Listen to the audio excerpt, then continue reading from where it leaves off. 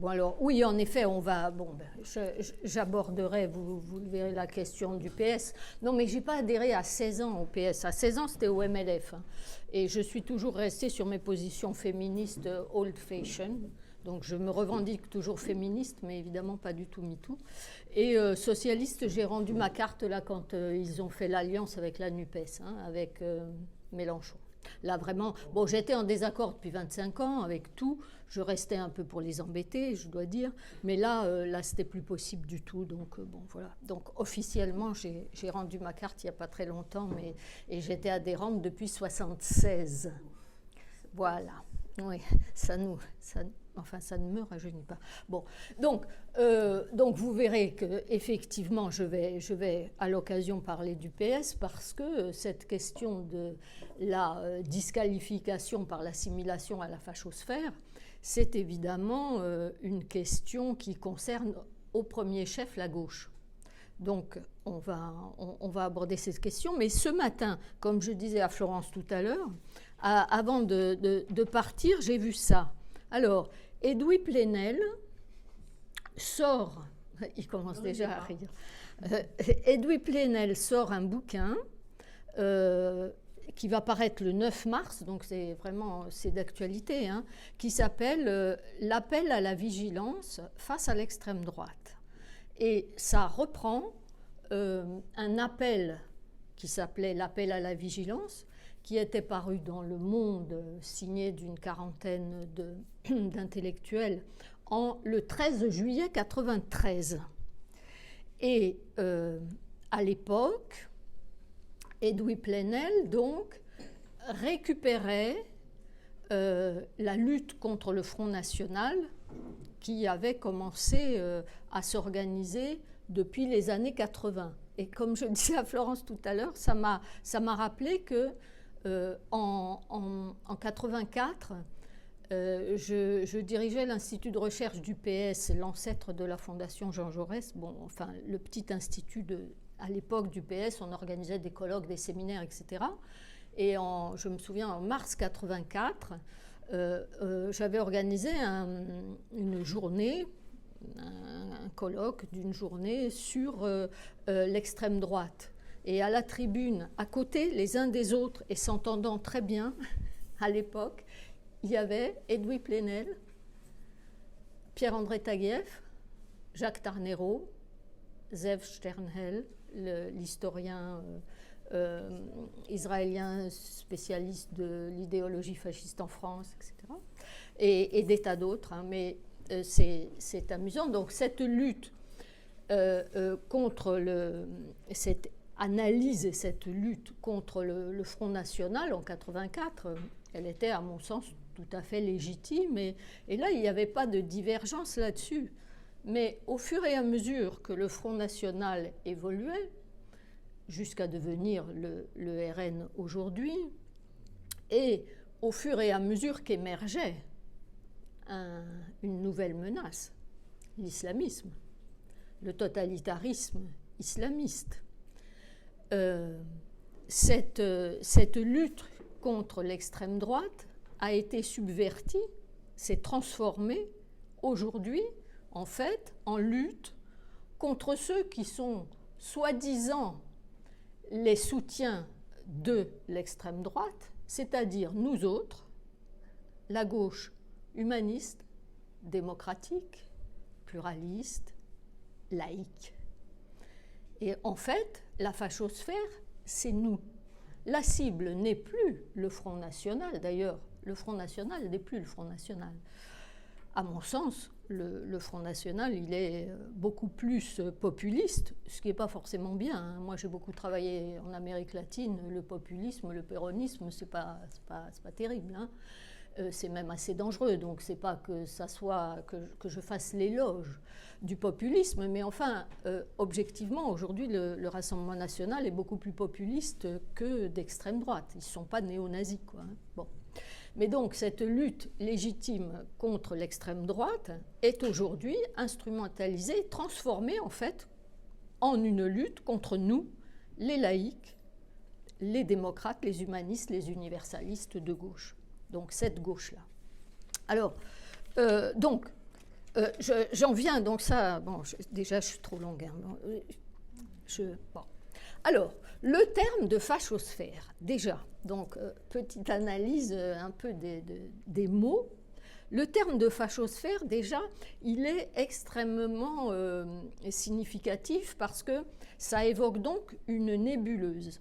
Ça évoque quelque chose aux frontières floues, ça évoque quelque chose qui n'est pas vraiment bien défini de façon précise et qui est en tous les cas une réalité inquiétante, sournoise et multiforme. Enfin bon. Donc, les ennemis, les adversaires, les ennemis de la fachosphère vont se focaliser sur, disent-ils, la porosité entre donc certaines personnes, certains milieux et l'extrême droite.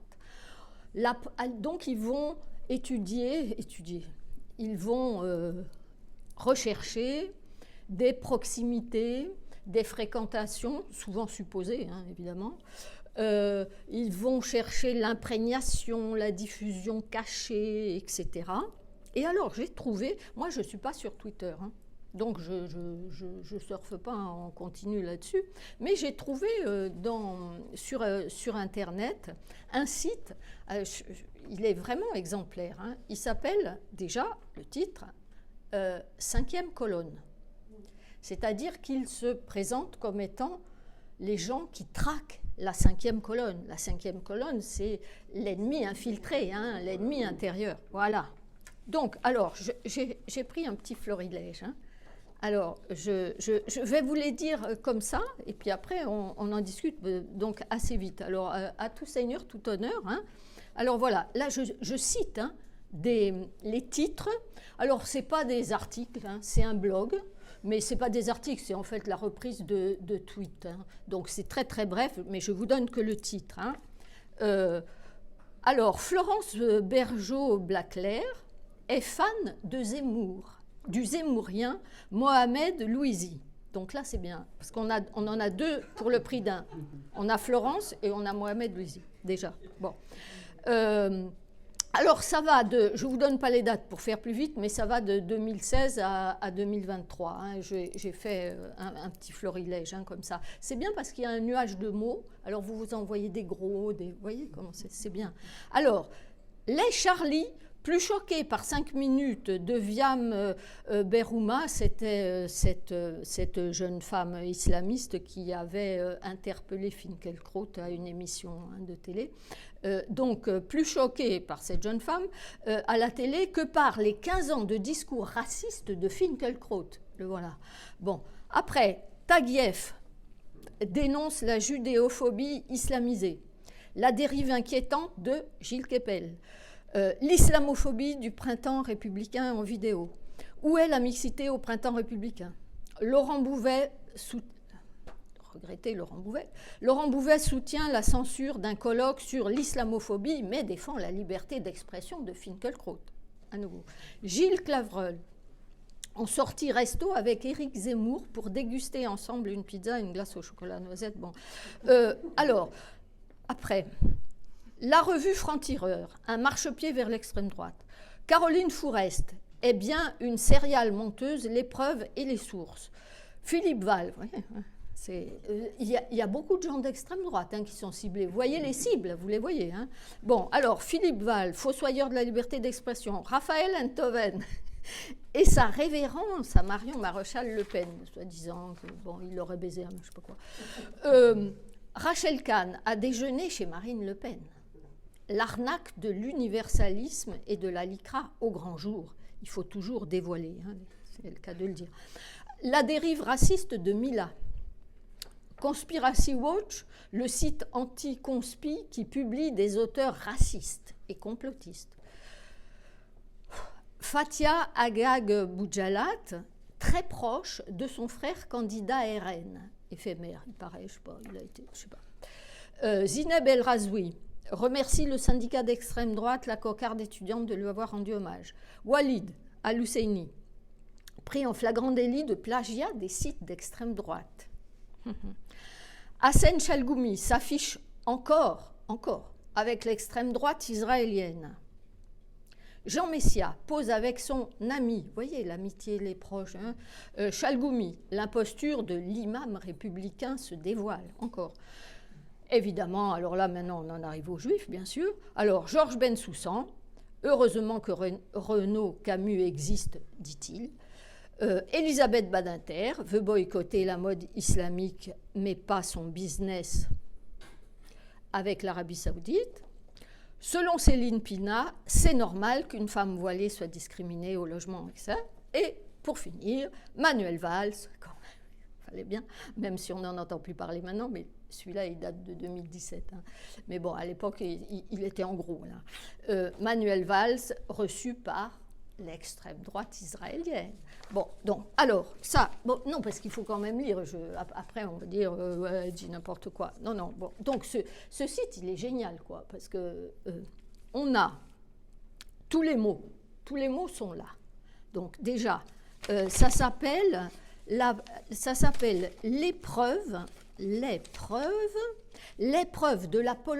la porosité des laïcs, écrit avec un C, pas QE, des laïcs et de l'extrême droite. Vous voyez, l'épreuve de la porosité. Bon, et donc, et vous avez tout ça. Alors, évidemment, tous les mots sont là. Alors, islamophobie, mensonge, racisme, censure, proche, ami, marchepied, révérence, vous voyez, même la révérence, dérive, fan, arnaque, dévoilé. Bon, c'est bien sûr extrême droite. Bon, ça revient, mais bon. Les mots sont là, toutes les catégories cibles sont là aussi. On a les laïcs, bien sûr, les charlies, les intellectuels, les journalistes, les militants républicains, les musulmans traîtres, hein, les juifs et Israël, évidemment, et de nombreuses personnalités, vous avez entendu, évidemment. Alors, manque à l'appel, parce que, bon, ils sont peut-être pas très nombreux et ils ne sont pas exhaustifs. Hein. Alors, manque à l'appel, mais on va les retrouver sur Twitter. Alors, moi, j'en ai pas beaucoup parce que j'y vais pas, hein, mais j'y suis pas. De temps en temps, je regarde sur Internet quand même, mais moi, je suis pas. Parce que sinon, on passe la vie à se faire mal au ventre. Il faut pas, hein, c'est mauvais pour la santé, je crois. Donc, bon. Alors, manque, mais qu'on retrouve sur Twitter. Notre ami Semirat Lili, par exemple, hein, de l'association laïque Réseau 1905, qui est accusé sur Twitter par Nassim Seddiqui, membre du Printemps républicain. On va y revenir au Printemps républicain. Hein. Je dévoile déjà la fin, l'arroseur arrosé. Hein. On va y revenir. Hein. Donc, lui, il est membre du Printemps républicain et du PS aujourd'hui. Et donc, il accuse Semirat de considérer l'extrême droite comme un allié. Ça, c'est un tweet récent. Il manque également sur le site de Colonne, mais on les trouve abondamment ailleurs, Julliard ou Marcel Gauchet, là aussi c'est des cibles régulières, hein, qui sont issues de la gauche, hein, évidemment, mais pas la gauche révolutionnaire, pas la gauche woke, pas, voilà. Donc ils sont accusés régulièrement, évidemment, sur les réseaux sociaux. Ils sont donc tous les deux épinglés encore tout récemment, en décembre 2021, dans un article du Monde d'Ariane Chemin et Ivan Trippenbach, intitulé « Entre Éric Zemmour et une partie de l'élite économique et intellectuelle, une étrange bienveillance ». Vous voyez, toujours des mots comme ça, c'est insidieux, hein, la fachosphère. Alors, parmi les personnalités d'origine musulmane, je mets des guillemets, parce que, bon, quand on est athée, je ne vois pas pourquoi on dit qu'on est d'origine musulmane, enfin bon, bref. Mais c'est comme ça, donc, alors, manque, évidemment, ça c'est étrange, hein, mais ils n'en parlent pas sur ce site, la 5e colonne, Boualem Sansal et Kamel Daoud, mais on les retrouve abondamment ailleurs, hein, quand même. Donc, notamment,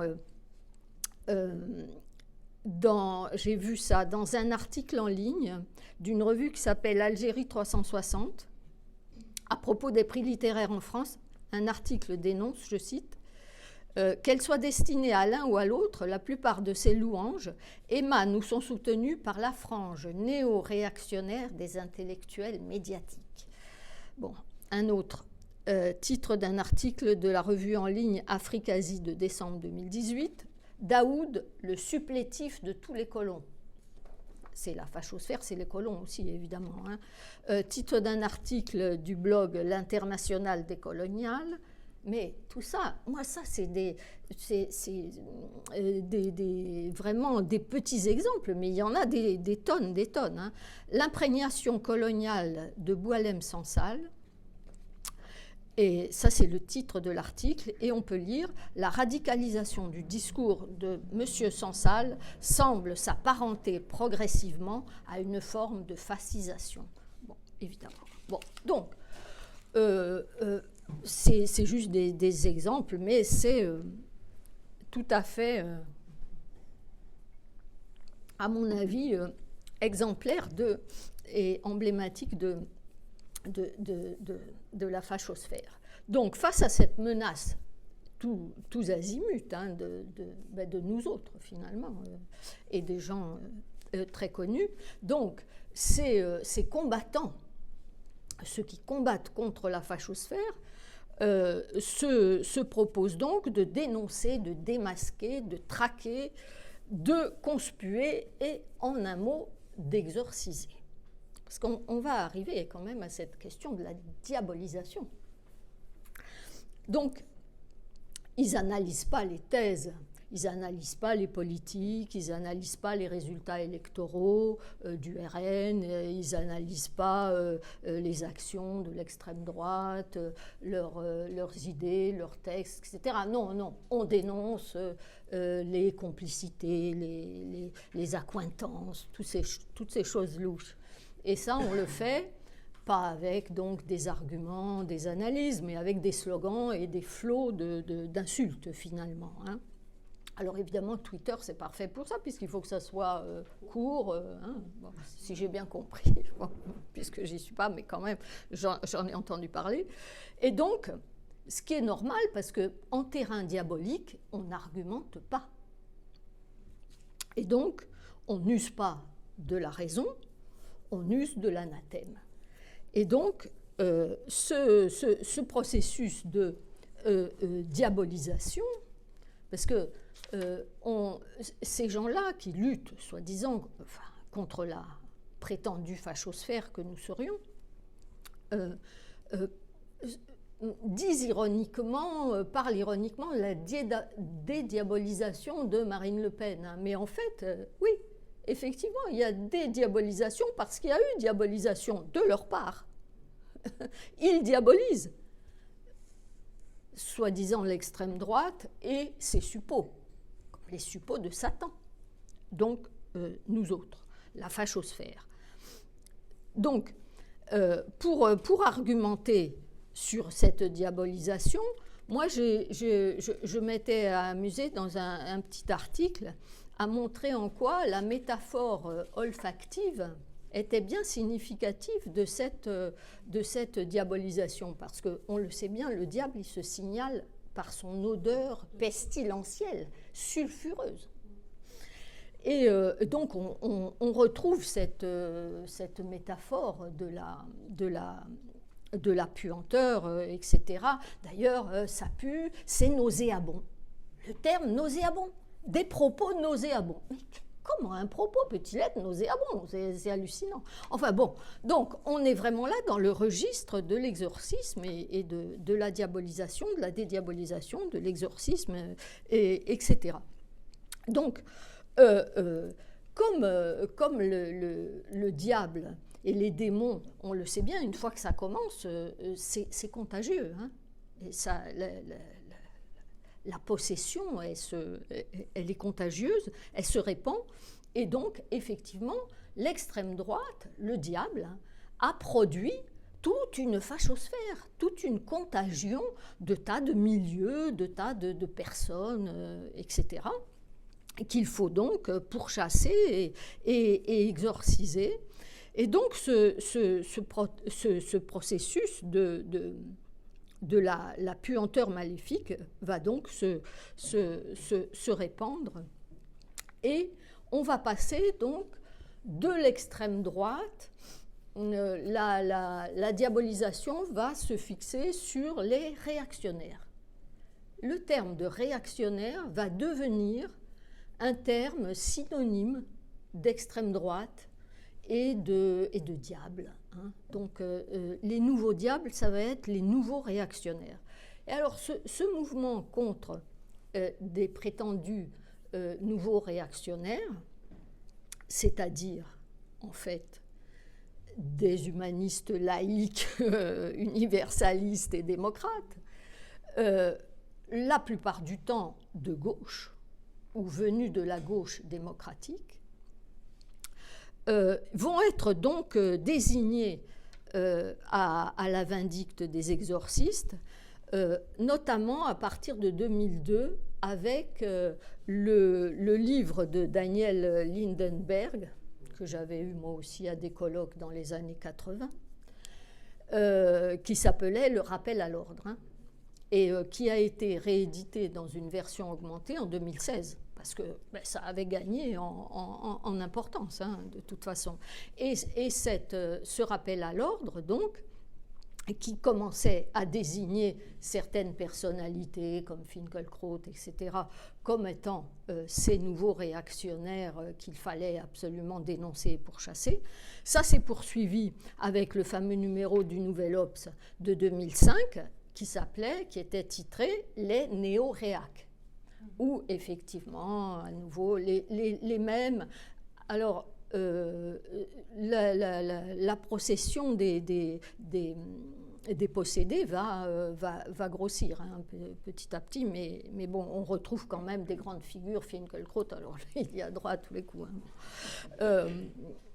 Mais paradoxalement, des gens qui ont travaillé sur l'extrême droite, comme Pierre-André Taguieff. Mais vous savez qu'à l'époque, déjà, quand il a commencé à travailler sur l'extrême droite et à écrire sur l'extrême droite, on l'accusait d'être d'extrême droite. Parce qu'on ne peut parler, soi-disant, que de quelque chose qu'on connaît de l'intérieur. C'est n'importe quoi. Hein. Bon, mais donc il a été accusé d'extrême droite parce qu'il travaillait sur l'extrême droite. Bon.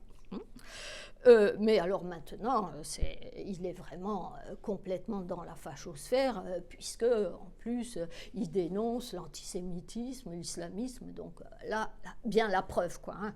La preuve est faite, parce que c'est quand même cette logique-là. Hein. Bon. Donc, pourquoi diaboliser diaboliser pour ne pas, à mon sens, se confronter au réel, en fait. Hein. Lancer des anathèmes pour ne pas analyser. Et donc, tous ces mots sont des écrans. Comme les souvenirs écrans, il y a des mots écrans et des pratiques exorcistes qui, en fait, ont pour but de cacher le réel pour pouvoir, en fait, être plus confortablement dans le déni du réel. Et donc, il y a, moi je distingue deux types de refus, mais c'est toujours du déni. Hein. Le refus de la réalité négative. Alors, on refuse de voir l'offensive islamiste, on ne veut pas la voir. On ne veut pas voir les conséquences d'une immigration incontrôlée. On refuse d'envisager une responsabilité quelconque des régimes post-décolonisation, en Algérie notamment, avec la dictature des généraux qui se poursuit, qui affament le peuple, mais c'est quand même de la faute de la colonisation, hein, c'est clair. L'esclavage, alors n'en parlons pas, l'esclavage à grande échelle des califats, de l'Empire ottoman et jusqu'à aujourd'hui. Les esclaves africains, asiatiques, dans les pays musulmans, tout ça, tout l'esclavage des Européens, des Slaves, d'ailleurs le mot slave, esclave, ça vient de slave, hein. Bon, donc les Slaves, les Européens, les Français, razziés d'ailleurs en Méditerranée aussi, enfin bon, tous par milliers, l'esclavage musulman est absolument nié, hein, donc ça non plus, on n'en parle pas. Mais par ailleurs, des choses peut-être plus légères, mais quand même importantes aussi, on refuse de voir la baisse du niveau scolaire, par exemple. On refuse de voir le recul de la démocratie en général dans le monde. Bon, donc, toutes ces choses négatives, ça n'existe pas. Donc, c'est bien, on s'occupe de la fachosphère et on ne voit pas tout ça, mais on refuse aussi toute la réalité positive. On refuse de voir les bienfaits de la laïcité pour les individus et les sociétés. On refuse de voir les progrès en matière de droits des femmes et des homosexuels depuis 40 ans. Moi, j'en sais quelque chose. Enfin, je veux dire, moi, j'étais au MLF à 16 ans. En 1971, j'étais à la grande manif en faveur du droit de l'avortement. Bon, et tous nos combats, enfin, on voit bien. Et puis, la misogynie, quand même, a considérablement reculé. Enfin, c'est complètement fou, ce refus de ne pas prendre en compte la réalité. Rien n'est jamais parfait, mais enfin, je veux dire, ça a considérablement la situation des femmes et des homosexuels par chez nous. Hein, c'est considérablement amélioré. Pas dans les pays musulmans. Hein. Bon. Mais ça, on n'en parle pas non plus. Évidemment, les apports de la culture occidentale, de la philosophie des Lumières, de la démocratie en général. Alors, cela vient de loin. Moi, je me souviens, j'ai dirigé l'Institut de recherche du PS et puis après, j'ai dirigé le département international du PS, des relations internationales, rue de Solferino. Et on avait, ça c'était vraiment bien, évidemment, ça a été supprimé. Bon, on avait une réunion hebdomadaire de tous les responsables de pays ou de zones. On se réunissait toutes les semaines. On faisait le point pendant 1 heure et demie de l'actualité internationale. Et c'était génial parce qu'en fait, on faisait du comparatisme en actes. C'est-à-dire que le spécialiste d'un pays latino-américain racontait ce qui se passait dans son pays et un autre en Afrique disait « Ah oui, ben tiens, ça ressemble par chez moi. Ah non, là, c'est pas pareil, etc. » C'était génial. Bon. Et on apprenait comme ça, chacun apprenait vraiment des autres. C'était une réunion passionnante qui était faite soi-disant pour éclairer nos responsables politiques, qui n'y venaient jamais, qui n'en avaient rien à faire de l'international, parce que soi-disant ça ne rapportait pas de voix. Ce qui est complètement faux, parce que les gens du commun, ils s'intéressent beaucoup à la chose internationale, beaucoup plus que les responsables politiques ne le croient. Mais enfin bon, ouais. Toujours est-il que nous, entre nous, en tous les cas, ça nous intéressait bien, on se retrouvait comme ça entre amis. Bon, voilà. Et lorsque Jean-Christophe Cambadélis était secrétaire aux relations internationales, il y venait quand même un peu à cette réunion parce qu'il était quand même censé être le chef. Après, il est devenu premier secrétaire du parti, mais là, à l'époque, il était responsable du secteur international.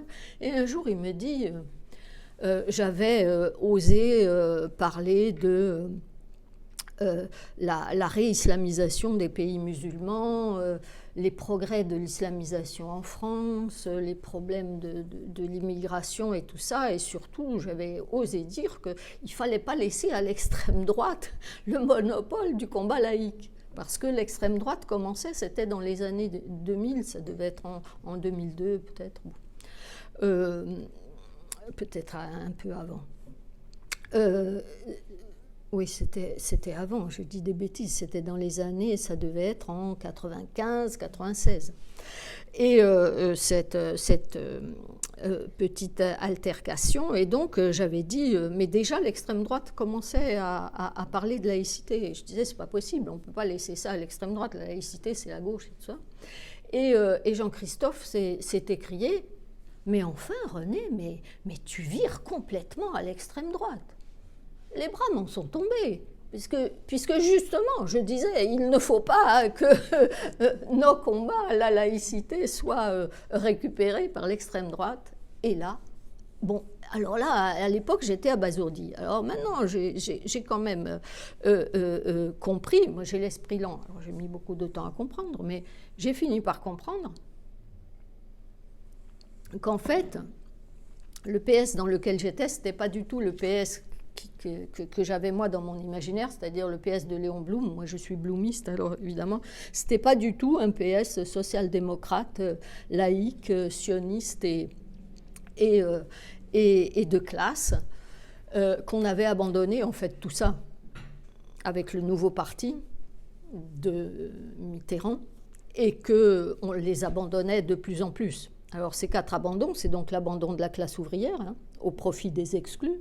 Maintenant, Laurent Bouvet avait écrit un bouquin très très bien là-dessus, sur cet abandon de la classe ouvrière. Mais déjà, Marcel Gauchet en parlait déjà dans les années 80, de l'abandon de la classe ouvrière par la gauche. Et à l'époque, dans les années 80, la gauche, c'était le Parti socialiste qui avait gagné l'hégémonie sur les bolcheviks. Donc c'était nous, la gauche. Et la gauche abandonnait, donc nous abandonnions, nous les socialistes, la classe ouvrière. Et Marcel Gauchet, dans cet article du débat, signalait donc cet abandon et expliquait comme ça la montée du Front National. Et c'était le Front National qui récupérait la lutte des classes. Donc déjà, Marcel Gauchet l'annonçait, et Laurent Bouvet a écrit donc beaucoup plus tard, dans les années 2000, un bouquin qui explique bien cette dérive du Parti socialiste, et il le montre congrès après congrès comment ça se dégrade. Et c'est vraiment, il l'a très bien fait. Donc, mais également, donc, abandon de la question sociale au profit de sujets sociétaux. Je ne dis pas qu'il ne faut pas s'en préoccuper, mais il faut faire les deux en même temps. Or là, c'était la substitution des sujets sociétaux contre la question sociale. Évidemment, l'abandon du combat laïque. Ça, l'abandon du combat laïque, c'est depuis les années 70.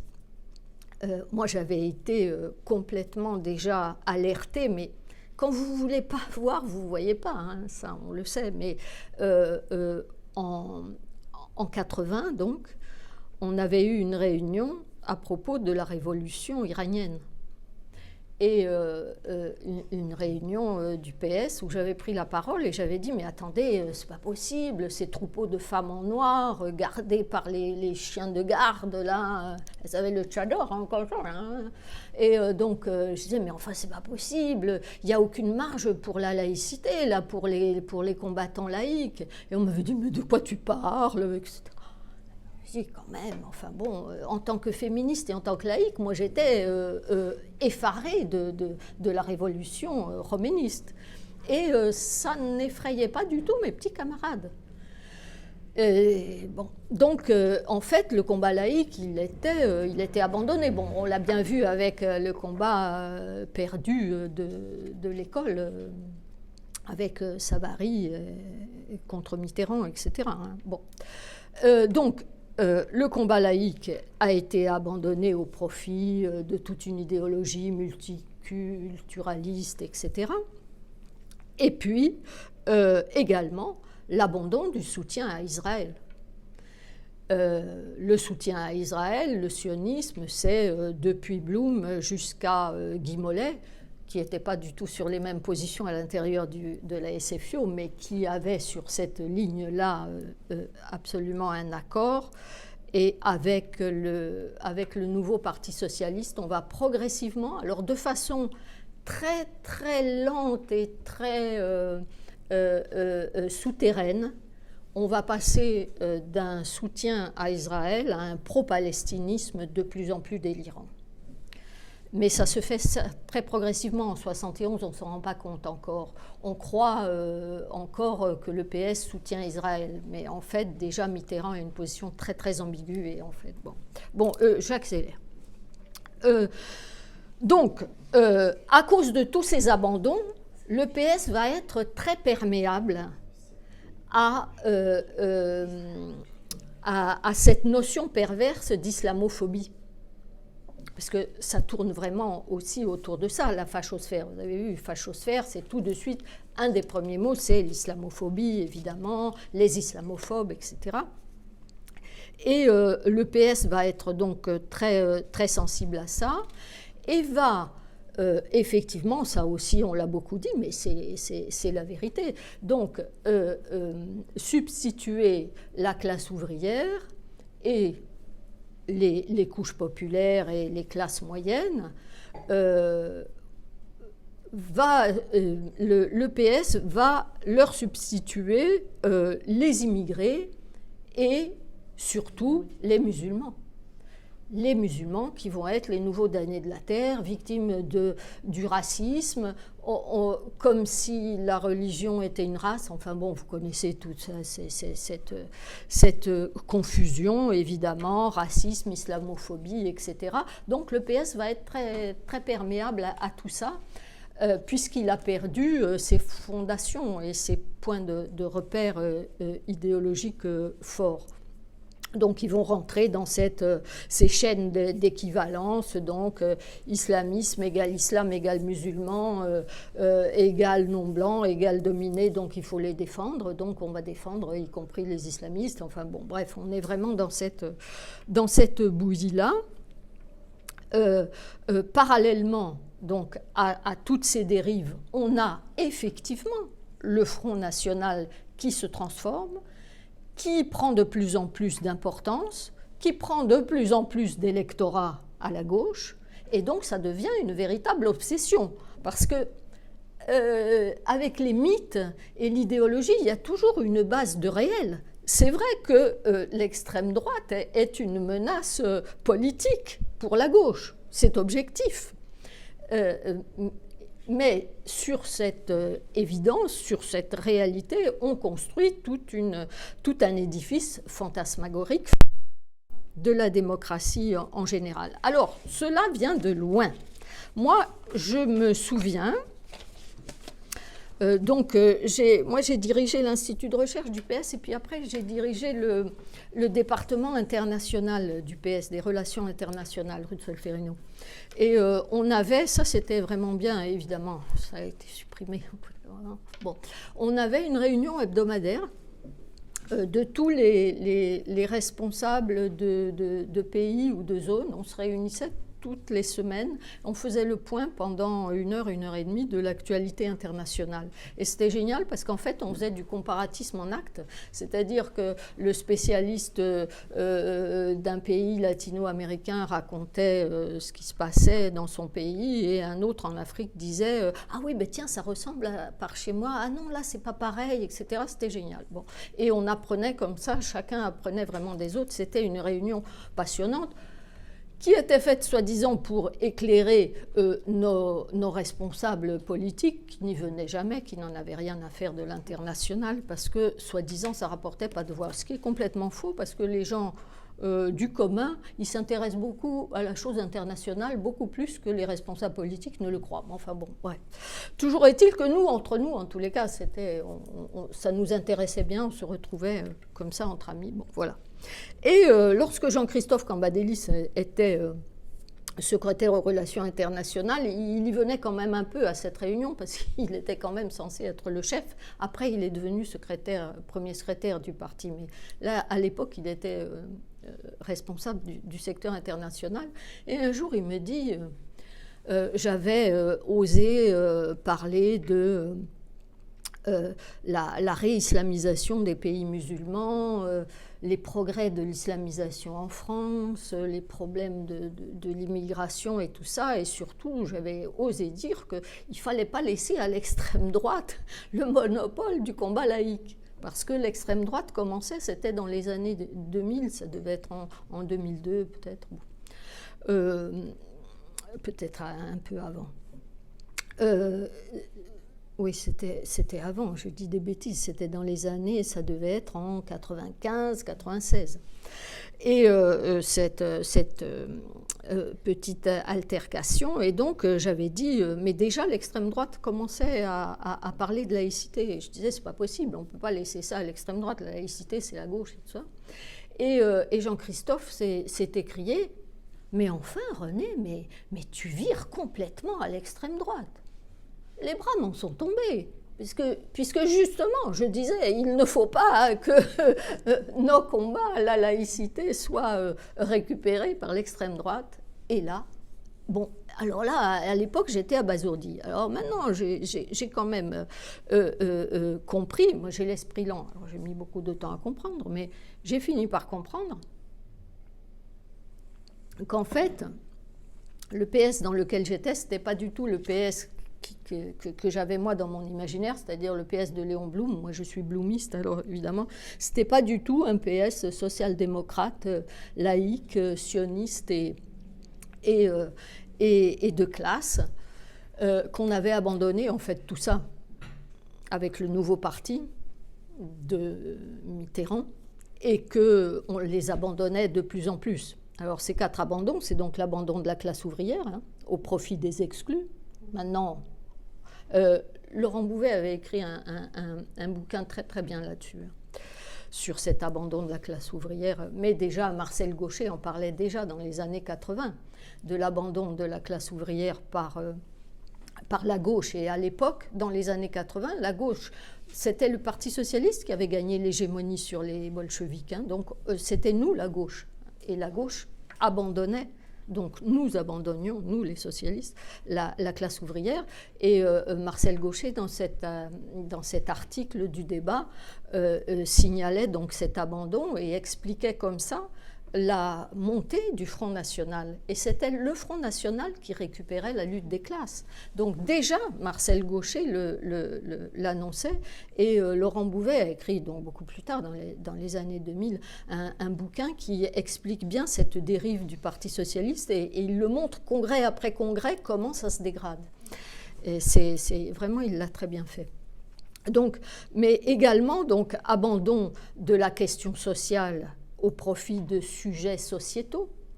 Je ne dis pas qu'il ne faut pas s'en préoccuper, mais il faut faire les deux en même temps. Or là, c'était la substitution des sujets sociétaux contre la question sociale.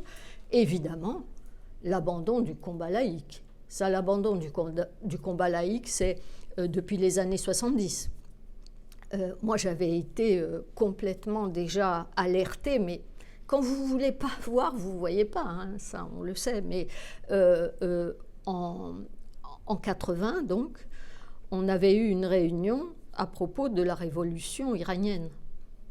Et une réunion du PS où j'avais pris la parole et j'avais dit « Mais attendez, c'est pas possible, ces troupeaux de femmes en noir, gardés par les chiens de garde, là, elles avaient le tchador, hein, comme ça, hein. » Et donc, je disais « Mais enfin, c'est pas possible, il n'y a aucune marge pour la laïcité, là, pour les combattants laïcs. » Et on m'avait dit « Mais de quoi tu parles ?» etc.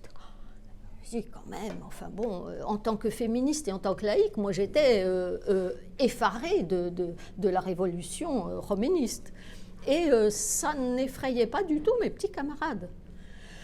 Et, bon, donc en fait, le combat laïque, il était abandonné. Bon, on l'a bien vu avec le combat perdu de l'école, avec Savary contre Mitterrand, etc. Hein. Bon. Donc, le combat laïque a été abandonné au profit de toute une idéologie multiculturaliste, etc. Et puis, également, l'abandon du soutien à Israël. Le soutien à Israël, le sionisme, c'est depuis Blum jusqu'à Guy Mollet, qui n'était pas du tout sur les mêmes positions à l'intérieur de la SFIO, mais qui avait sur cette ligne-là absolument un accord. Et avec le nouveau Parti socialiste, on va progressivement, alors de façon très très lente et très souterraine, on va passer d'un soutien à Israël à un pro-palestinisme de plus en plus délirant. Mais ça se fait très progressivement. En 71, on ne s'en rend pas compte encore. On croit encore que le PS soutient Israël. Mais en fait, déjà, Mitterrand a une position très, très ambiguë. Et en fait, bon j'accélère. Donc, à cause de tous ces abandons, le PS va être très perméable à cette notion perverse d'islamophobie. Parce que ça tourne vraiment aussi autour de ça, la fachosphère. Vous avez vu, fachosphère, c'est tout de suite, un des premiers mots, c'est l'islamophobie, évidemment, les islamophobes, etc. Et le PS va être donc très sensible à ça et va effectivement, ça aussi on l'a beaucoup dit, mais c'est la vérité, donc substituer la classe ouvrière et les couches populaires et les classes moyennes, le PS va leur substituer les immigrés et surtout les musulmans. Les musulmans qui vont être les nouveaux damnés de la terre, victimes du racisme, comme si la religion était une race. Enfin bon, vous connaissez toute cette confusion, évidemment, racisme, islamophobie, etc. Donc le PS va être très perméable à tout ça, puisqu'il a perdu ses fondations et ses points de repère idéologiques forts. Donc ils vont rentrer dans ces chaînes d'équivalence, donc islamisme égale islam égale musulman, égale non-blanc, égale dominé, donc il faut les défendre, donc on va défendre y compris les islamistes, enfin bon, bref, on est vraiment dans cette bouillie-là. Parallèlement donc, à toutes ces dérives, on a effectivement le Front National qui se transforme, qui prend de plus en plus d'importance, qui prend de plus en plus d'électorat à la gauche, et donc ça devient une véritable obsession, parce que avec les mythes et l'idéologie, il y a toujours une base de réel. C'est vrai que l'extrême droite est une menace politique pour la gauche, c'est objectif. Mais sur cette évidence, sur cette réalité, on construit tout un édifice fantasmagorique.